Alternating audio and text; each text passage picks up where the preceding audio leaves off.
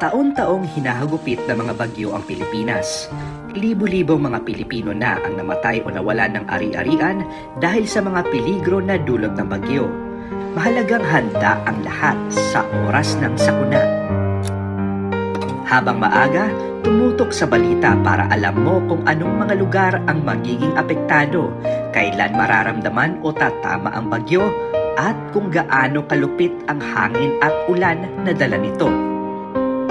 Mag-imbak ng tubig at pagkain na sapat para sa buong pamilya sa loob ng 3 araw.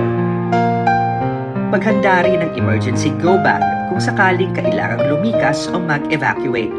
Ilagay sa emergency go bag ang first aid kit, personal hygiene kit, power bank, mga importanteng dokumento, mga damit at flashlight. I-charge ang cellphone o anumang gadget na pwedeng gamitin sakaling mawalan ng kuryente. Gumawa ng listahan ng emergency hotlines sa inyong lugar.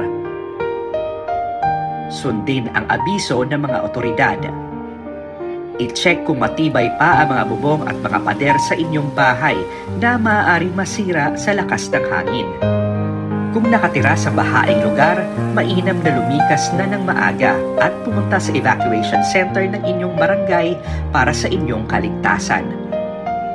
Sakaling maabutan ng baha, magsuot ng bota para iwas leptospirosis.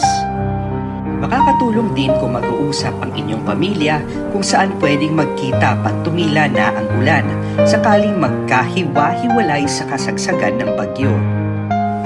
Sa panahon ng sakuna, parating isipin ang kaligtasan ng pamilya dahil walang pinipili ang delubyo.